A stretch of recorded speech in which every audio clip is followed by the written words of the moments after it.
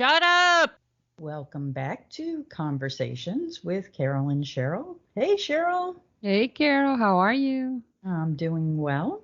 Good. So, first, before we get started today, I would like to invite our listeners to comment on our Conversations with Carol and Cheryl Facebook page, as well as our Instagram. You can also go to www.caroln, the letter N, and Cheryl.com and subscribe to our podcast. So, Cheryl, today we're going to talk about, is it a good idea to be friends with your kids? What do you think? I think yes.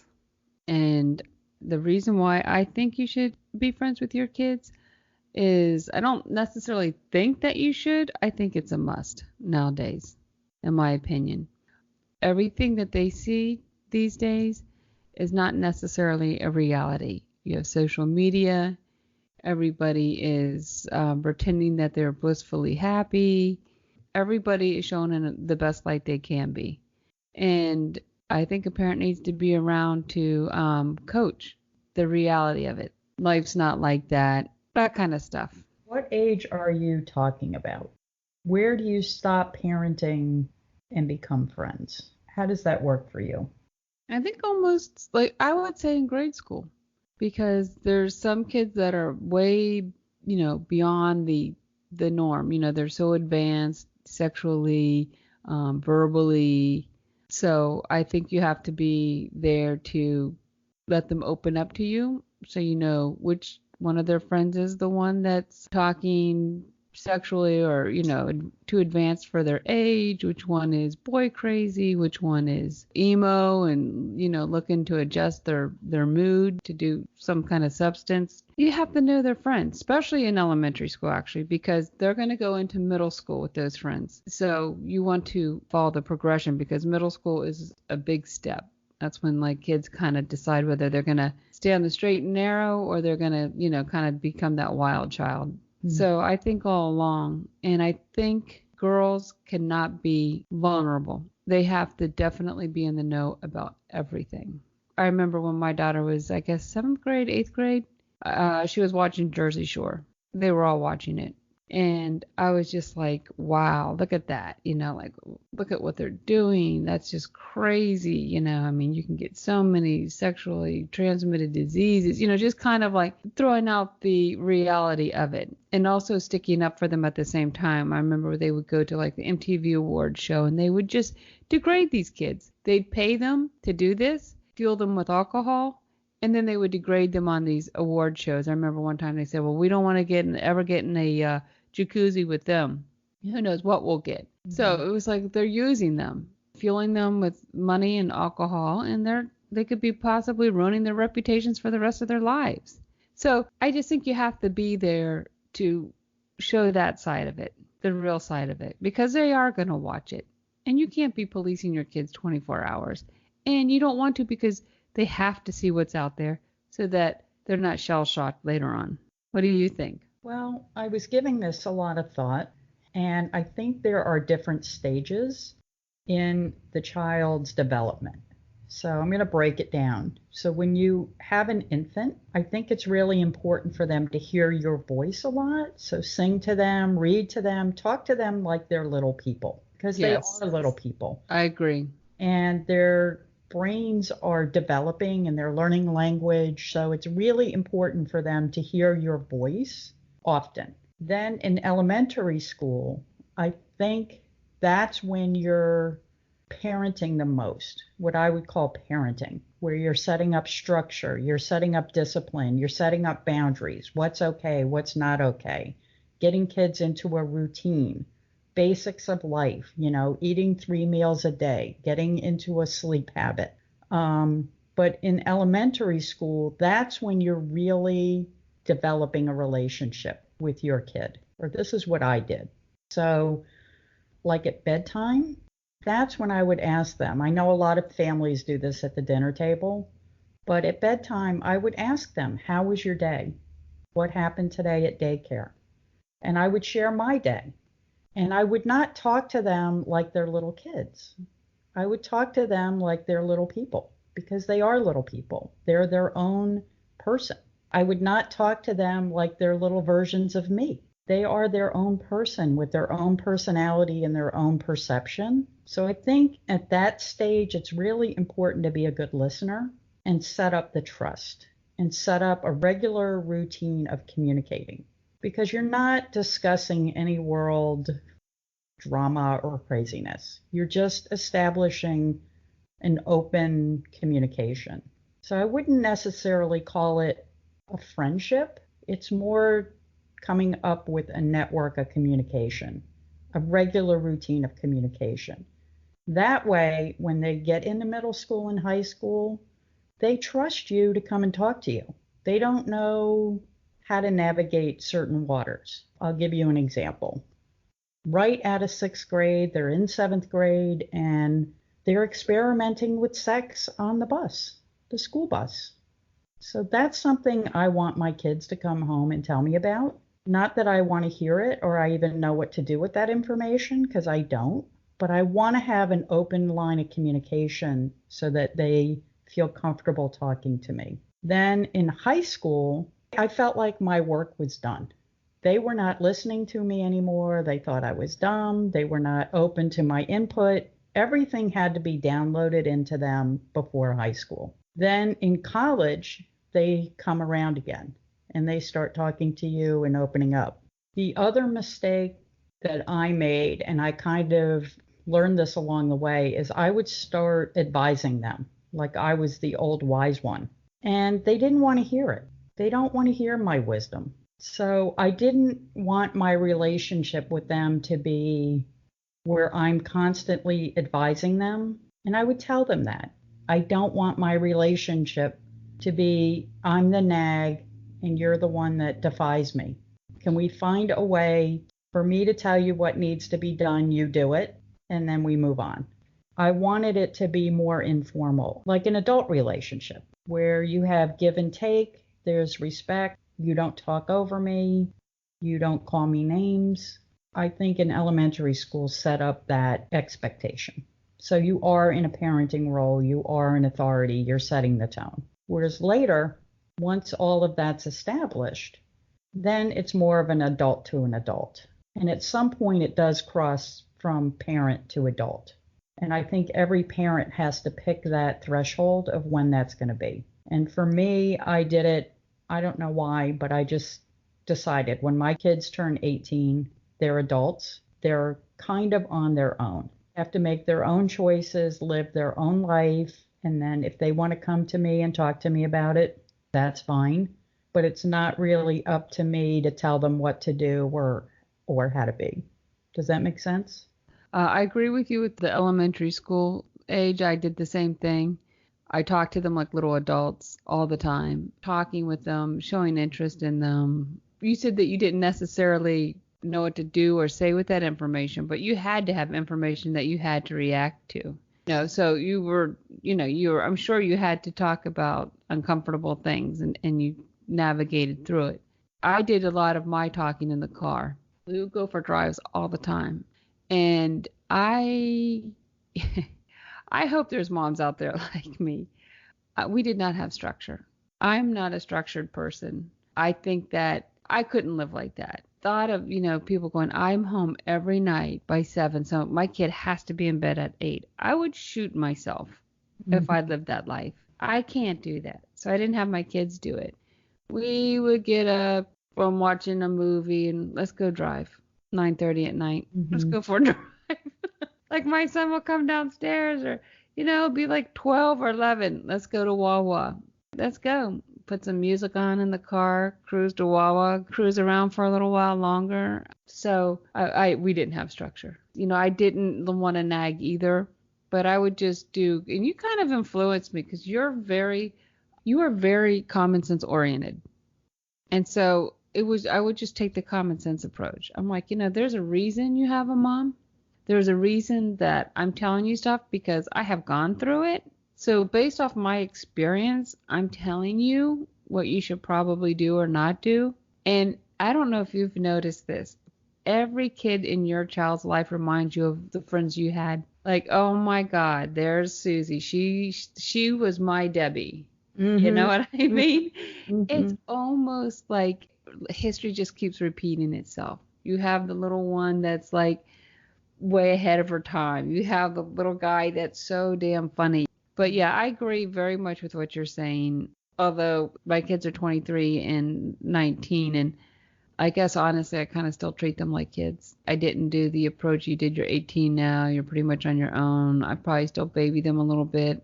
I think the point of this episode for me is from a very early age, I wanted to set up a line of communication with my kids so that they could come and talk to me about crazy things that were happening with their friends or have a hard conversation with me when they were going through something. And believe me, they went through it. So in the early years, I'll give you an example and then tell me how you would handle this. This was my struggle.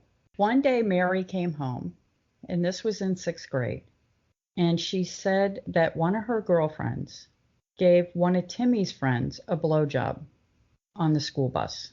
Now, that is to me insane.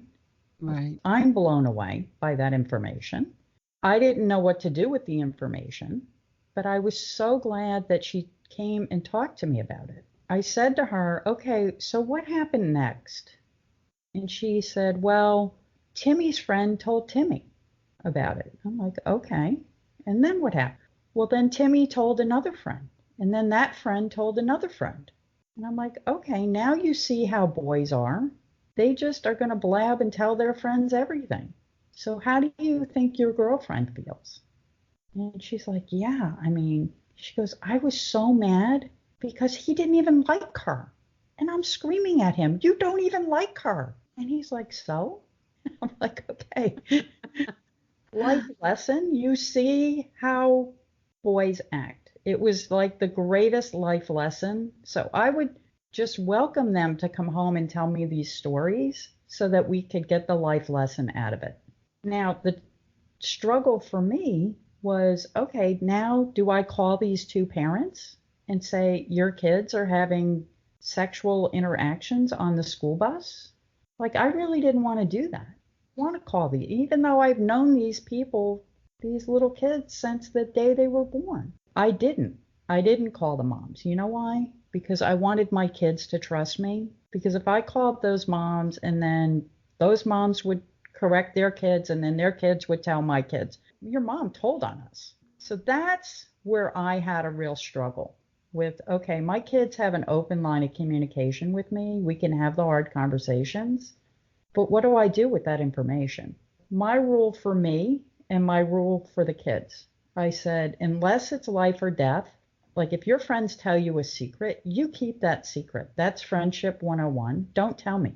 Unless it's a matter of life and death. If your friend is saying, "I'm going to commit suicide tomorrow at 6 o'clock," you need to come and talk to me about that. My point is, all of those conversations that we had in elementary school led up to an environment of trust. And I did have a few moms call me and say, "Your kid is riding through the neighborhood without a helmet," or "Your kid passed my husband on a double yellow line and flipped him off and was doing 50 in a 25." It's fine. I welcome that and I would correct my kids. But I wasn't the one to call the other moms and go, "Hey, guess what's happening?" Yeah, no, I wouldn't do that either. Wasn't that a hard decision? No, No. no, not for me. I figure if they're not in tune, a little more, that's on them. What I would say to that girl will forever, at your 10-year reunion, be known as the girl that gave the blowjob on the bus. And it's true. Those things come back to you immediately. That's the one that did this. It's so sad because they don't realize that. I tell them, you don't realize how you'll be connected to your actions for the rest of your life. I mean, I would just really go off on the reality side, Hmm. the real side. But the point is, I wanted my kids to come and talk to me about because then I could use those stories of other kids as a learning lesson for them. Instead of me saying, you know, "You shouldn't get blowjobs on the bus." then they're going to go do that because I'm You telling have a them not to, whiteboard on your you know? fridge. Yeah. Get lunch. No blowjobs on the bus. Turn in check to principal. There's a bowl of condoms on the dining room table. Take your condoms, pick your color. No, but I think that's the whole point of setting up the trust and the communication. Now, Definitely. does that fall under your kids or your friends? I don't Yes. I don't know. I don't think it does. I think that's part of parenting. I don't think that's Well, you know what? I friendship. think because you and I are very much on the same page that way, there are kids that do not go to their parents. That's what I'm talking about. This is And what you because they want. don't feel they can talk to them like that. Right. Because what do the parents do? They freak out, number one. They call the other mom, number two. Or, I'm going to tell your dad. Whereas I just looked at everything that happened as a learning opportunity. With that situation, she was so mad at the boy. Not mad at her girlfriend, but mad at the boy because I guess he talked down about her in prior conversations or something. Oh, well, that's what, again, okay, you give a kid a blowjob on the bus, they're not going to respect you. Yeah. That's exactly the treatment you'll get. He learned from that third party. And that's the whole point of setting up the that network of communication and trust. Well, And I call that a once, friendship. okay, yeah. I mean, to me, that was the best learning, the best way for my kids to learn. And now, when they're going through hard stuff, say they do something dumb, then they can come home and talk to me about it and we can work it out.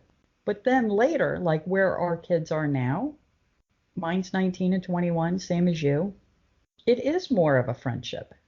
We can go out to dinner and just chat. It doesn't have to be about drama or he said, she said, what happened. We have these open lines of communication and we're comfortable talking about anything. And there's so much, like you said, in social media. These kids are bombarded with information. And I think that's why there's all this cutting and suicides and drug abuse because they're taking in so much information and they don't know what to do with it. So, at a very minimum, you should be able to come home and talk to your mom. Not that the Right. mom is going to solve any of these problems. I can't solve the problems, but we can talk it through and at least have an understanding. So now we have trust and we have understanding. So what was the hardest conversation you had with one of your kids just early on? Like what just blew you away? I honestly, I don't think I had any of those. So one day my son comes home, sixth grade. Sixth grade was rough for me. He goes, Mom, this girl wanted me to kiss her in the hallway and I wouldn't kiss her. And then the next day she comes in and she had been cutting and her wrist was had all these like little cuts in it. And I'm like, what's cutting? Like we didn't have cutting. If we did, I didn't do it and none of my friends did it. And I said, okay. First I had to Yeah. Google it, call all the moms, what is cutting? Why are these kids cutting? Well, then he starts cutting. And I'm like, oh my God. I didn't know how to navigate any of this, but we had the lines of communication open. I just was so grateful that he felt comfortable enough to tell me that. There were so many things that after they started telling me everything, that I didn't want to know. Ugh, yeah, I got to the point too. I remember my daughter would go to these parties, and I hated house parties. But anyway, in high school, they had this group of friends, and she would go to these parties, and she would tell me that there was drinking. And I remember I was just always so nervous about that stuff. I told her, I'm letting you go because I know where you are. If you need me, don't drink. I don't know. I'm sure she drank. If you do drink, call me. So she would be dropped off at these parties and I was just like sick to my stomach, like knowing there's drinking and I'm dropping her off and I'm like, what is wrong with me?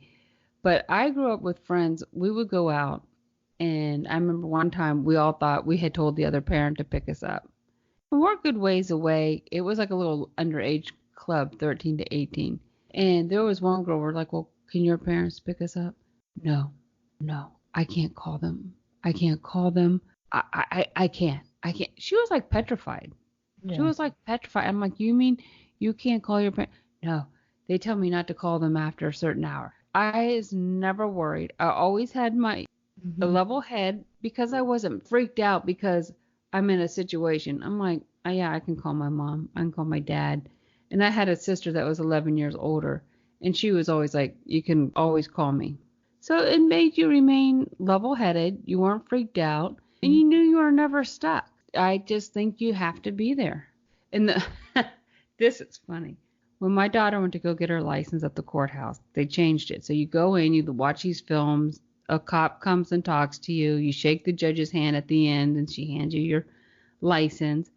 And the cop is there, and he says, Mom, Dad, your kids are going to drink. So just pick them up. And I was like, okay, this is a cop telling them they're going to drink. I'm like, this would be the time for a cop to say, if you're drinking, you need to stop. You need to stop if you're driving. You need to designate a person. Instead, Mom, Dad, they're going to do it. Pick them up. I was shocked at that. You know, it is true they are, but I just thought, wow, out of the mouth of a cop. It's almost And like giving them permission to drink because the it, cop said it's okay and the moms are going to come and get us. Again, this is where you need open lines of communication because we know our kids are going to drink. My kids drank, and I wanted them to learn how to drink before they got to college without me teaching them and without it happening in my house. How do you use the experience? First, I put Uber on their phones. I said, if you're ever out drinking and stuck, just Uber home. No questions asked. I did the same thing. Call me. I will come and get you. I did ask them one time, like, okay, tell me about these parties that you're going to. And I never had a party at my house. That was something that was not negotiable. There will be no parties at my house. They told me one time they were at this house and there's like 200 people there. 200 people in your house? My husband would freak out if just one picture frame was crooked with his OCD. Imagine 200 people. Anyway, so they're at this party, the police are called, and all the kids run out the back of the house, jump the fence, and they're in the, as my son would say, the forest. I would call it the woods. He's like, Mom, we're all running through the forest. And this girl gets stuck on the fence, her dress. And she's like, help me. Somebody help me. I'm stuck. And all the kids are running. Hell no, not going to get arrested because you're stuck. What did you do next? Waited for the police to leave. Then we all went back in. Then how did you get home? Well, so and so gave us a ride. We had a designated driver. They knew to have a designated driver. Two Right. nights in a row, my daughter got calls after 11 o'clock at night. Come get me. I'm drunk. Or I'm at this party. The police just came. We scattered. Can you come get me? Two nights in a row, and it was after 11 o'clock. She was like 16. And I don't remember what the rule was, but when you're 16, you can't drive after 11 or after 12. So she's taking a risk to go pick up her friends, which I thought was really cool. I thought that's being a good friend. But I just told her, I'm like, you need to wake me up and I'll go with you because I don't want you getting a ticket for driving or just Uber. Just Uber the kid on my Uber. So then she started, but they would text me first. I'm going to use your Uber. And I never said no. I never had a problem with that. To what you're saying with the police officer, yes, these kids are going to do this. But you have to have a plan. Have a plan in place and communicate it to your kids. That this is the expectation when this happens. And I never had a problem. I had a lot of problems, but that wasn't a problem with drinking and driving, or they're out in the middle of the night stranded somewhere.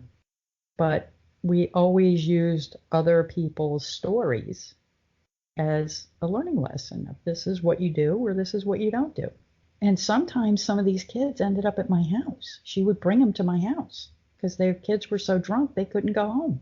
Right. That's nice. And they're like, Mom, can so and so stay here? I'm like, oh my gosh, this is actually getting dangerous now. Because what if the kid has alcohol poisoning, or they start throwing up everywhere, or the parents don't know where they are? Then that gets a little crazy, where I have to get involved with the other moms. But who knows how many times my kids stayed somewhere because they were drunk. I don't know. The whole designated driver, they know. They have tools in their little toolbox on how to navigate that. This is at 16 years old. We're talking between 14 and 16, drinking, blowjobs, parties at people's houses. How I didn't think that I would be navigating those waters at 14. Did you? No. And different issues for my daughter, different issues for my son. It was, I mean, that to me was the most difficult.